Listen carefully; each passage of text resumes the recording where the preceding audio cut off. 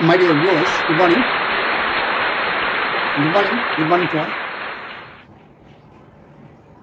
Today, let us discuss about happiness. Because many people ask me, we are not happy. We are not happy in this life. We are not happy with our lives. That is the question. So, happiness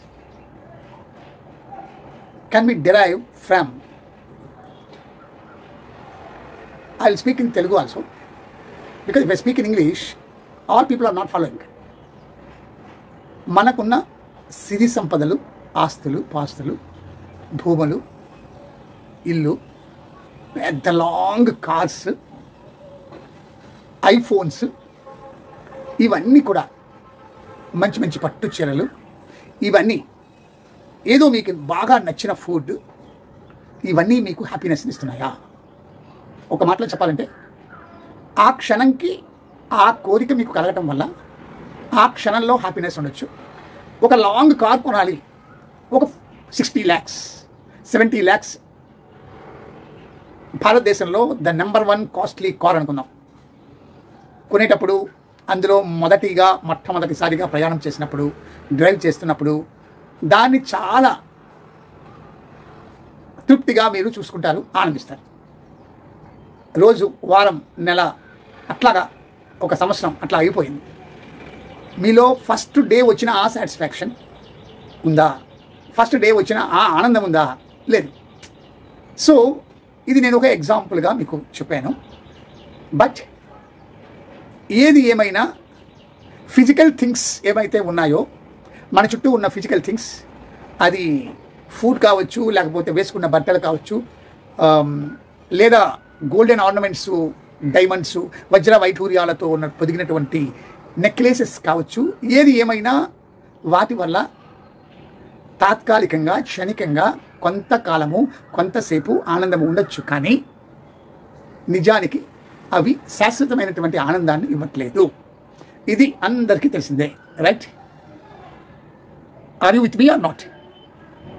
okay, so ఇది అందరికీ తెలుసు. We are not happy with our properties, we are not happy with our clothes, with our food, with our lifestyle. అది ఎంత అప్డేట్గా మీరు మారినా, మీరు తెచ్చుకున్నటువంటి లేదా పొందినటువంటి, పొసెస్ చేయబడినటువంటి ఈ ప్రాపర్టీస్ అన్నీ కూడా ఫిజికల్, ఇవి యూటిలిటీ వాల్యూ మాత్రమే కలిగి ఉంటాయి.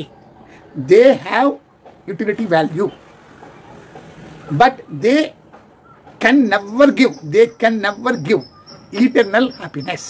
ఈటర్నల్ హ్యాపీనెస్ అంటే శాశ్వతమైనటువంటి సంతోషాన్ని కానీ, ఆనందాన్ని కానీ ఇవి మీకు ఇవ్వలేవు. ఇప్పుడు మనము ఒక లాజికల్గా ఒకటి మనము ఆలోచిద్దాం. ఏమిటది అంటే, ఇక్కడ హియర్ ఇన్ ద నేచర్, ఈ ప్రకృతిలో, ఈ సృష్టిలో రెండే ఉంటాయి. ఒకటి ఎక్స్పీరియన్సర్, ఇంకోటి ఎక్స్పీరియన్స్డ్. సో ఒకటి సబ్జెక్ట్, ఇంకోటి ఆబ్జెక్ట్, రెండే ఉంటాయి.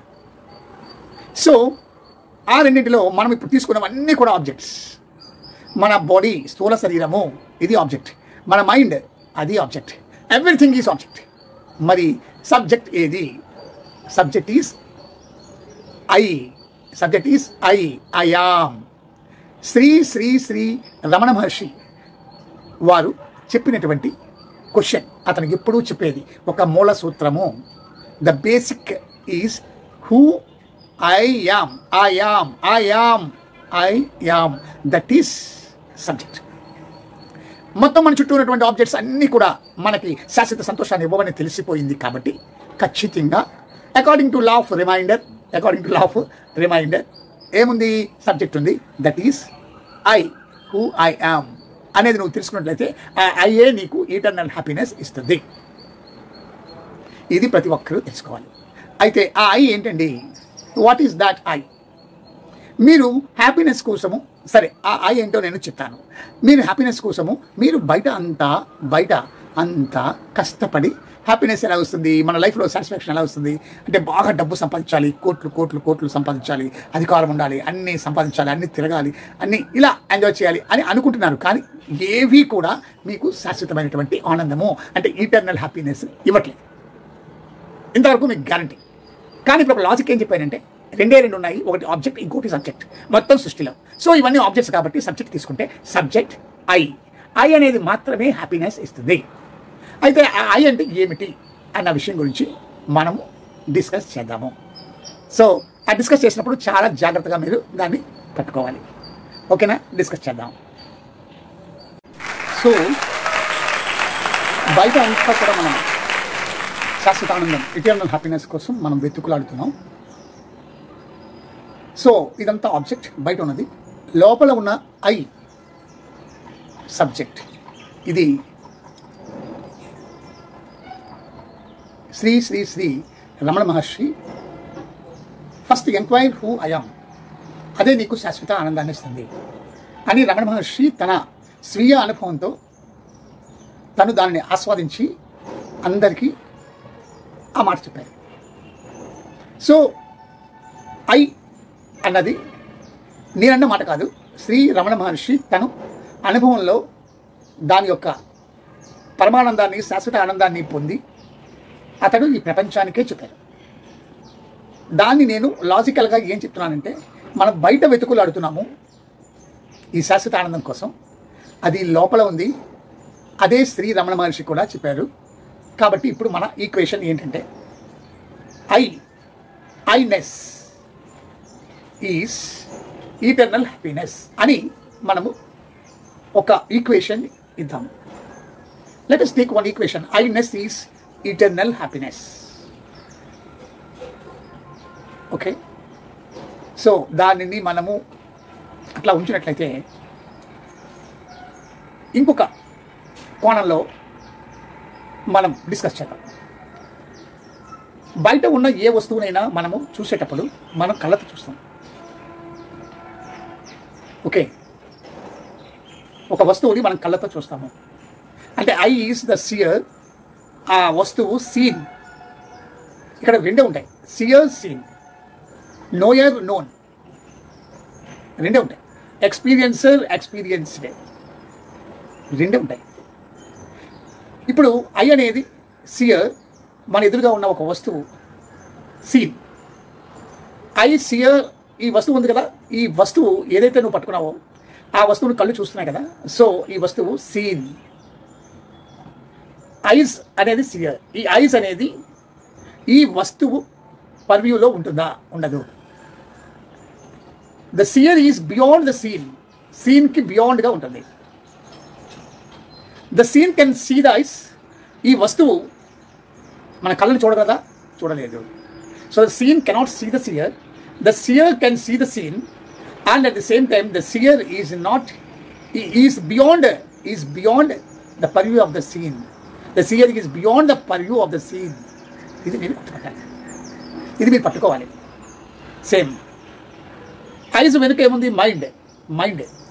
మైండ్ సరిగ్గా మీరు చూసేటప్పుడు, చూసే ఆ పనికి అనుగుణంగా మైండ్ లేనప్పుడు మీరు కళ్ళతో వస్తువును చూడగలరా? ఇది క్వశ్చన్. చూడలేదు. అంటే కళ్ళతో మన వస్తువు చూడాలి అంటే మైండ్ కూడా, మనము చూసేటప్పుడు మైండ్ కూడా ఆ ప్రాసెస్లో ఉండాలి. చూడు, బండి నడిపేటప్పుడు మైండ్ ఎక్కడో పెట్టుకొని ఆలోచిస్తూ ఉంటే యాక్సిడెంట్ అవుతుంది. అంటే దాని అర్థం ఏంటంటే మనం చూసే ప్రతి దృశ్యానికి మైండ్ కనెక్ట్ అయి ఉండాలి. ఆ ప్రాసెస్లో ఉంటేనే మనము సరిగ్గా చూడగలము. So mind knows, eyes see the object. So eyes are the known, mind is the knower. Mind is beyond the purview of the known eyes. So ఐస్కి బియాండ్గా మైండ్ ఉంటుంది. మైండ్ని ఐస్ చూడగలదా? చూడలేదు. బట్ మైండ్ ఐస్కి బియాండ్గా ఉంటుంది. మైండ్ మాత్రం ice చూస్తున్నట్టుగా తెలుసుకుంటుంది. అయితే అది సబ్జెక్టా? కాదు, ఆబ్జెక్టే. ఇప్పుడు mind knower and ice known. Okay, next ఇప్పుడు చెప్పబోయేది చాలా లాజికల్గా పట్టుకోవాలి మీరు. ఇప్పుడు చెప్పిందంతా మీకు అర్థమైందా అని నేను అడిగేటప్పుడు some people may say I do not understand, some people may say I understood. అది మీకు తెలుసా? Yes, I know, I understood it, I understood it అని చెప్తాను ఇక్కడ. అలాగే I know I do not understand it అని చెప్తారు. I know I do not understand it అని చెప్తారు. సో ఐ నో, ఓకే, ఇక్కడ పాయింట్ క్యాచ్ చేయాలి లాజికల్గా. ఐ నో, ఇక్కడ ఐ అనేది knower. I do not understand first సెంటెన్స్లో I know I do not understand ఇట్లో ఫస్ట్ ఐ నోలో ఐ అనేది ఏమిటి? Consciousness. Second I do not అండర్స్టాండ్లో ఐ అనేది ఏమిటి? మైండ్.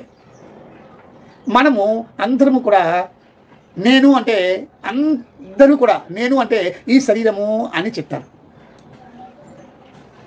నేను అంటే మైండ్ అని చెప్తారు.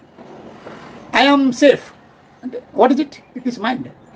I am sad, it refers to mind. అక్కడ ఐ ఎవరు? Mind. Okay, I am suffering, I ఎవరు? I refers to mind. ఇప్పుడు ఈ పాయింట్ చూడండి. I know that I do not understand it. First I నోలో ఐ అనేది consciousness. Second I do not understand ఇట్లో I అనేది refers to mind or body. మీరు అలాగా బాడీని కానీ మైండ్ కానీ ఐడెంటిఫై చేసుకుంటారు ఐతో. మీరు అక్కడ కన్ఫ్యూజ్ అవుతారు. అందుకే ఐ అంటే ఇక్కడ శ్రీ రమణ మహర్షి చెప్పిన ఐ కేవలము కాన్షియస్నెస్, చైతన్యము. ఈ సెంటెన్స్లో ఐ నో నీకు తెలుసా? నీకు అర్థం కాలేదని. అది ఎలాగ నీకు తెలుసు? చైతన్యము వలన నీకు తెలుసు. కాబట్టి ఫస్ట్ ఐ అనేది రిఫర్స్ టు చైతన్యము, second I refers to mind or body. అది నువ్వు ఐడెంటిఫై చేసుకున్నది. ఇది మీరు చాలా జాగ్రత్తగా పట్టుకోవాలి. సో ఇప్పుడు ఎక్కడికి వచ్చాము మనం? I is the knower and the mind is known. I is beyond the mind, I is beyond the mind and mind is known. Mind can never know I, but I can know the mind. And I is beyond the mind. I is beyond the mind. ఇంకో విషయం తెలుసా మీకు? మైండ్లోనే thought ఉంటుంది. Thought is framed and formed and created in mind. So time is thought, space is thought. Therefore time, space అనేవి మైండ్కి refer చేస్తాయి.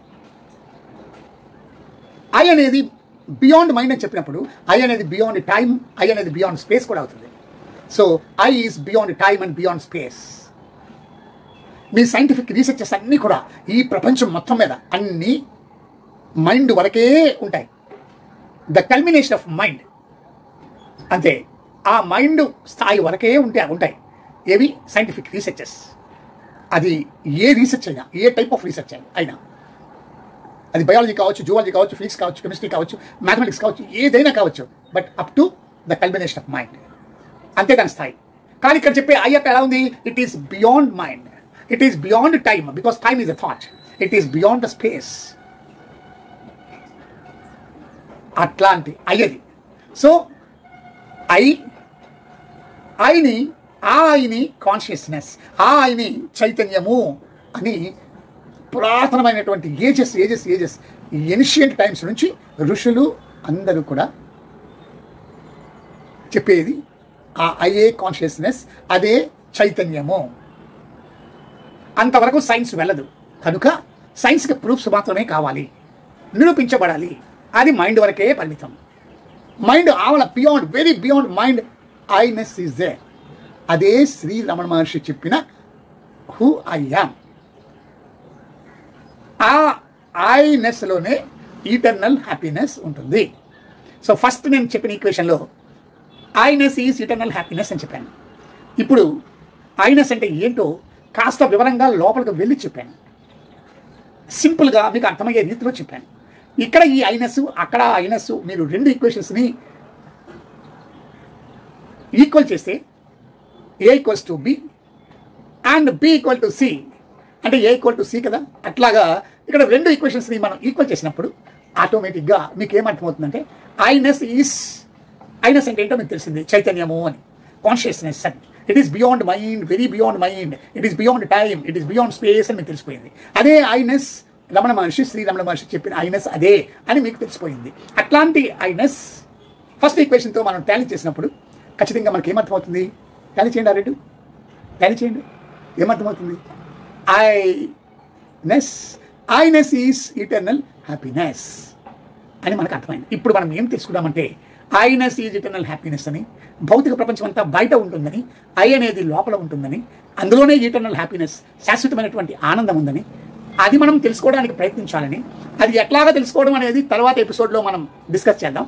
ప్రస్తుతానికి ఈ ఎపిసోడ్లో ఐనెస్ ఈజ్ ఇటర్నల్ హ్యాపీనెస్ అని మనకు తెలిసింది. చైతన్యమే మన పరమానందము, బ్రహ్మానందం అని తెలిసింది. అదే శాశ్వత ఆనందం అని తెలిసింది. అది తప్ప ఇంక ఏదైనా శాశ్వత ఆనందాన్ని ఇవ్వవు అని తెలిసింది. ఎందుకంటే భౌతిక ప్రపంచంలో ఉన్న ప్రతి భౌతిక వస్తువు, ప్రతి భౌతికమైనది కూడా సహజ సిద్ధంగా అది ఆనందమయం కాదు, సంతోషమయం కాదు, అవి సంతోషాన్ని ఇచ్చేవి కాదు. By nature all the objects are not giving happiness, they cannot provide happiness అని మనకు తెలిసిపోయింది. ఇది మీరు చాలా జాగ్రత్తగా పట్టుకోవాలి. ఈ ఎపిసోడ్ని ఇక్కడితో మనం క్లోజ్ చేద్దాం. ఇప్పుడు మనకి చాలా క్లియర్గా తెలిసిన విషయం ఏంటంటే ఐనెస్ ఈజ్ ఈటర్నల్ హ్యాపీనెస్. ఆ ఐనెస్ని ఎలా తెలుసుకోవాలన్నది నెక్స్ట్ ఎపిసోడ్లో మనం ట్రై చేద్దాం. ఓకే, ఇది శ్రీ రమణ మహర్షి యొక్క అతని ఉవాచ, అతని నుంచి వచ్చినటువంటిది. ఇది మొత్తం అంతర్జాతీయంగా, ప్రపంచమంతా గ్లోబల్గా ఇది ఒక ఈ మధ్యన ఆధునికంగా ఒక క్రియేటివ్గా ఇది బాగా వ్యాపించినటువంటి ఒక basic question. Who I yam? First enquire who I yam, because it gives you only it gives you the eternal happiness. Thank you.